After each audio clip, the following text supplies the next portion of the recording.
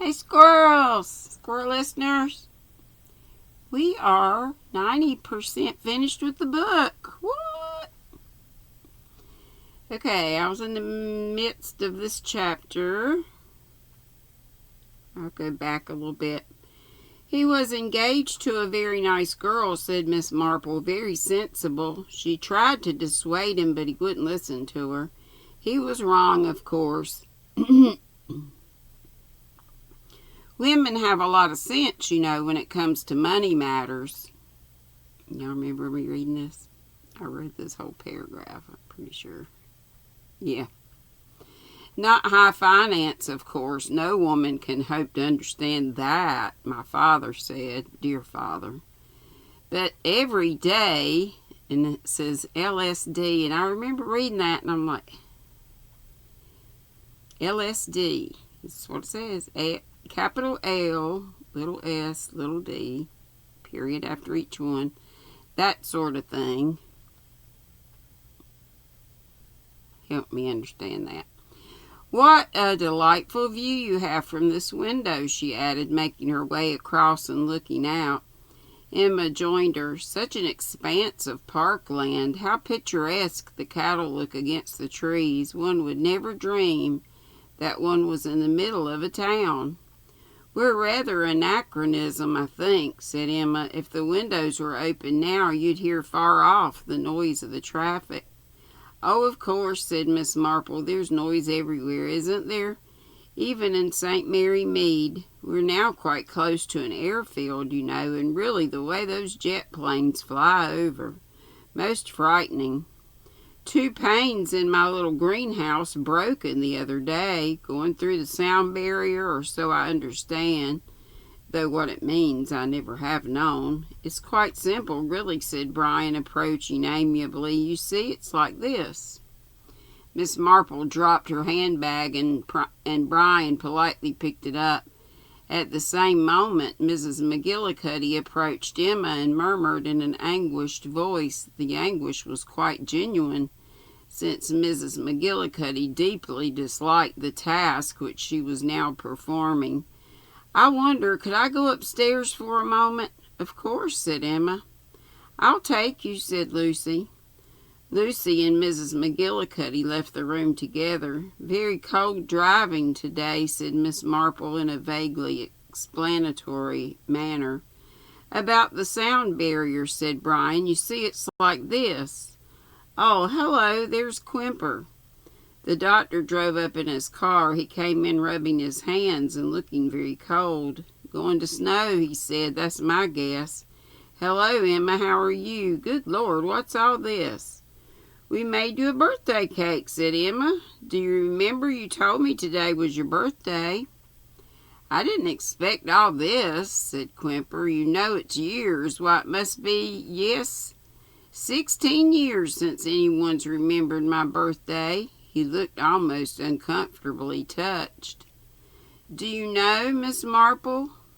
Emma introduced him. Oh, yes, said Miss Marple. I met Dr. Quimper here before, and he came and saw me when I had a very nasty chill the other day, and he was most kind. All right again now, I hope, said the doctor. Miss Marple assured him that she was quite all right now. You haven't been to see me lately, Quimper, said Mr. Crackenthorpe. I might be dying for all the notice you take of me. I don't see you dying yet a while, said Dr. Quimper. I don't mean to, said Mr. Crackenthorpe. Come on, let's have tea. What are we waiting for? Oh, please, said Miss Marple, don't wait for my friend. She would be most upset if you did. They sat down and started tea. Mrs. Marple accepted a piece of bread and butter first, and then went on to a sandwich. Bread and butter and then a sandwich. Are they, she hesitated. Fish, said Brian. I helped make 'em. Mr. Crackenthorpe gave a cackle of laughter. Poisoned fish paste, he said. That's what they are. Eat 'em at your peril. Please, Father, you've got to be careful what you eat in this house, said Mr. Crackenthorpe to Miss Marple. 2 of my sons have been murdered like flies. Who's doing it? That's what I want to know." "Don't let him put you off," said Cedric, handing the plate once more to Miss Marple. "A touch of arsenic improves the complexion, they say, so long as you don't have too much." "Eat one yourself, boy," said old Mr. Crackenthorpe. "Want me to be the official taster?" said Cedric. "Here goes." He took a sandwich and put it whole into his mouth. Miss Marple gave a gentle, ladylike little laugh and took a sandwich. She took a bite and said, "I do think it's so brave of you all to make these jokes. Yes, really, I think it's very brave indeed. I do admire bravery so much." She gave a sudden gasp and began to choke. "A fishbone," she gasped out, "in my throat." Quimper rose quickly. He went across to her, moved her backwards towards the window, and told her to open her mouth. He pulled out a case from his pocket, selecting some forceps from it. With quick professional skill, he peered down the old lady's throat. At that moment, the door opened, and Mrs. McGillicuddy, followed by Lucy, came in. Mrs. McGillicuddy gave a sudden gasp as her eyes fell on the tableau table in front of her, Miss Marple leaning back and the doctor holding her throat and tilting up her head. "But that's him!" cried Mrs. McGillicuddy. "That's the man in the train." Whimper. With incredible swiftness, Miss Marple slipped from the doctor's grasp and came towards her friend. "I thought you'd recognize him, Elspeth," she said. "No, don't say another word." She turned triumphantly round to Dr. Quimper. "You didn't know, did you, doctor, when you strangled that woman in the train, that somebody actually saw you do it?" "It was my friend here, Mrs. McGillicuddy. She saw you. Do you understand? Saw you with her own eyes. She was in another train that was running parallel with yours." "What the hell?" Dr. Quimper made a quick step towards Mrs. McGillicuddy, but again, swiftly, Miss Marple was between him and her. "Yes," said Miss Marple, "she saw you and she recognizes you, and she'll swear to it in court. It's not often, I believe," went on Miss Marple in her gentle, plaintive voice, "that anyone actually sees a murder committed. It's usually circumstantial evidence, of course. But in this case, the conditions were very unusual. There was actually an eyewitness to a murder." "You devilish old hag," said Dr. Quimper. He lunged forward at Miss Marple, but this time it was Cedric who caught him by the shoulder.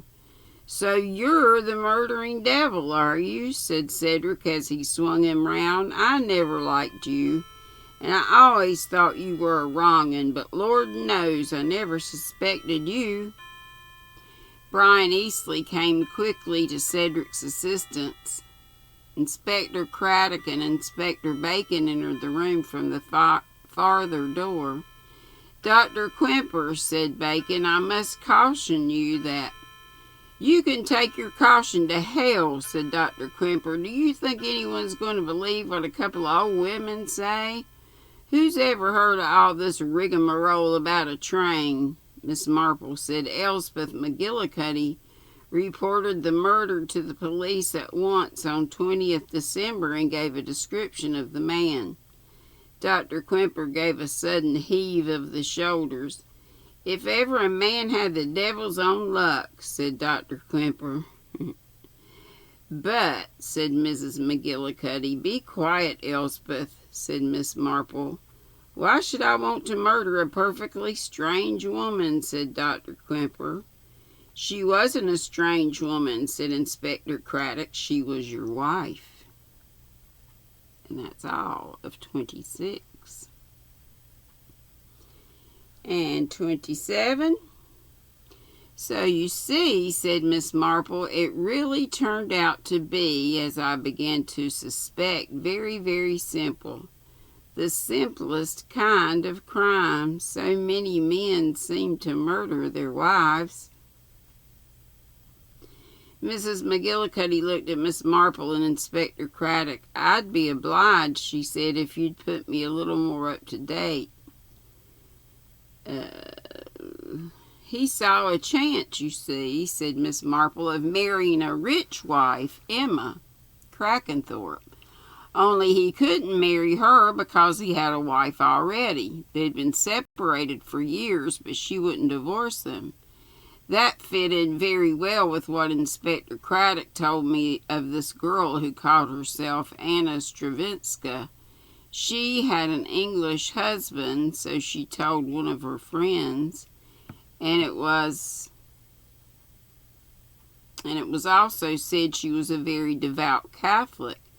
Dr. Quimper couldn't risk marrying Emma bigamously, so he decided, being a very ruthless and cold-blooded man, that he would get rid of his wife. The idea of murdering her in the train and later putting her body in the sarcophagus in the barn was really rather a clever one. He meant it to tie up, you see, with the Crackenthorpe family. Okay. Before that, he had written a letter to Emma, which purported to be from the girl Martine, whom Edmund Crackenthorpe had talked of marrying.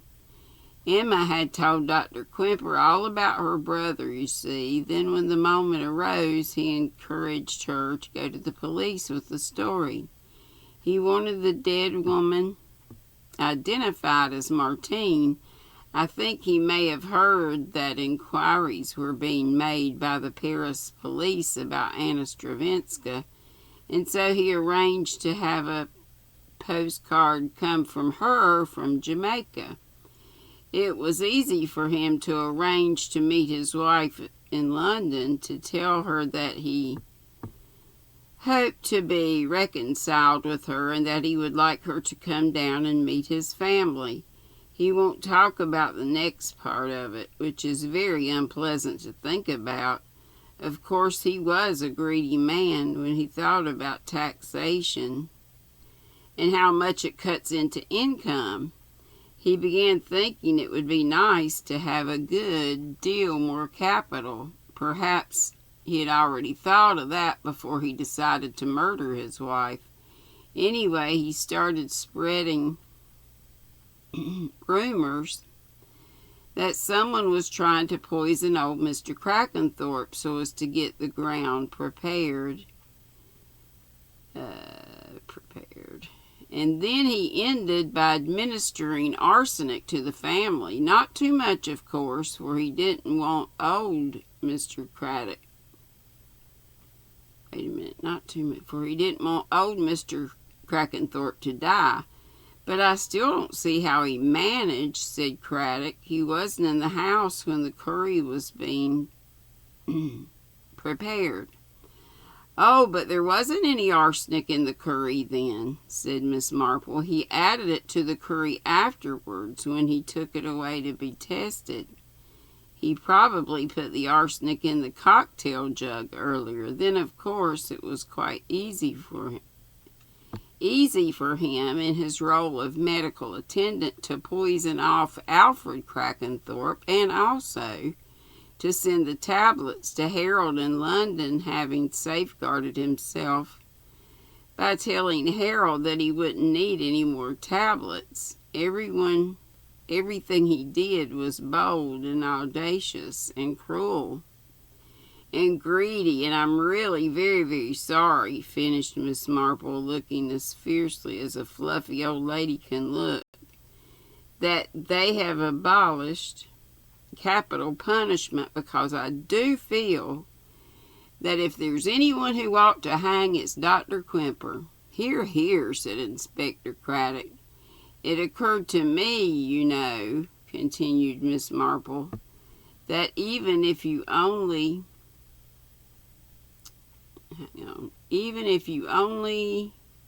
see anybody from the back view, so to speak, nevertheless a back view is a characteristic.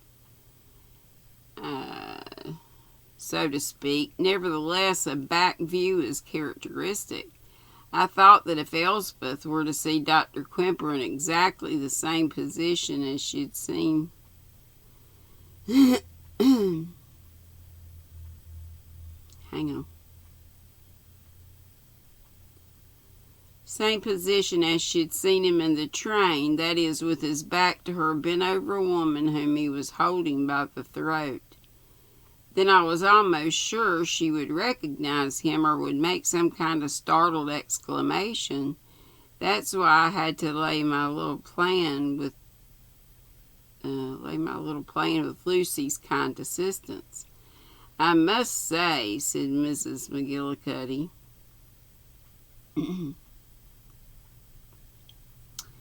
it gave me quite a turn. I said, that's him, before I could stop myself, and yet, you know, I hadn't actually seen the man's face, and I was terribly afraid you might be going to say so, Elspeth, said Miss Marple. I was, said Mrs. McGillicuddy. I was going to say that, of course, I hadn't seen his face. That, said Miss Marple, would have been quite fatal. You see, dear, he thought you really did recognize him. I mean, he couldn't know that you hadn't seen his face. A good thing I held my tongue then, said Mrs. McGillicuddy. I wasn't going to let you say another word, said Miss Marple. Craddock laughed suddenly. You two, he said, you're a marvelous pair. What next? Miss Marple, what's the happy ending? What happens to poor Emma Crackenthorpe, for instance? She'll get over the doctor, of course, and Miss Marple and I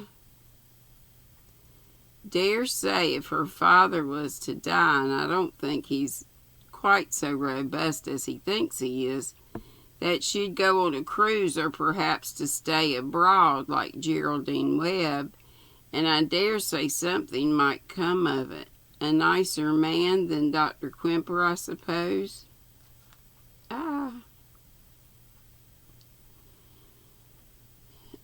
What about Lucy Islesborough? Wedding bells there too? Perhaps, said Miss Marple. I shouldn't wonder. Which of 'em is she going to choose? Said Dermot Craddock. Don't you know? Said Miss Marple. No, I don't, said Craddock. Do you? Oh, yes, I think so, said Miss Marple, and she twinkled at him. She twinkled, and that's all. Oh, my gosh, that's all the book.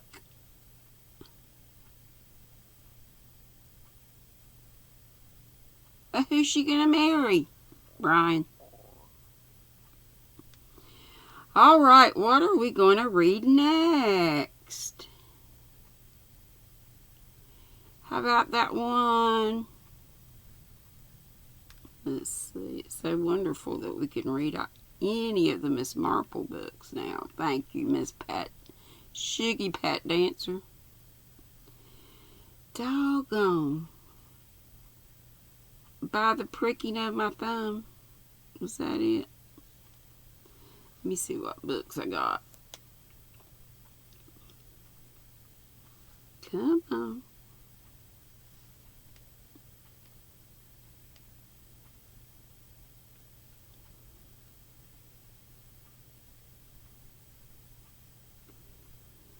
By the pricking. That may not be it. Let's see.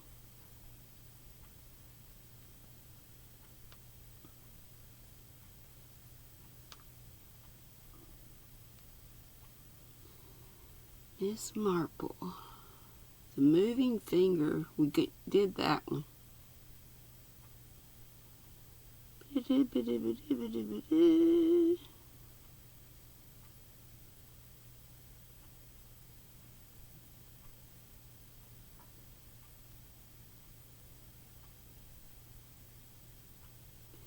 Yeah, that's a Tommy and Tuppence, By the Pricking of My Thumbs. Yes, that's it. So let me see if I have it. I think I do. I think so does.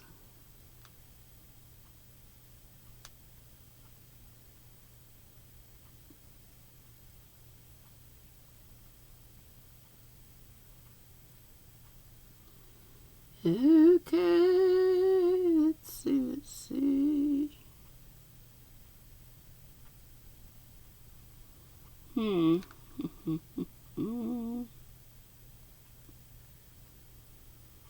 Store, library.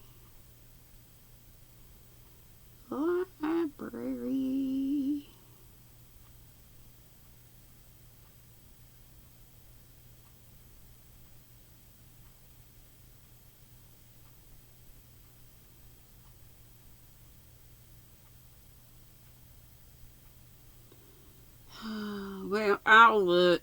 This might take me a little bit. Y'all have a good night or day whenever this is that you listen to this. Bye-bye. Love ya. Be sweet, don't be ugly. Bye-bye.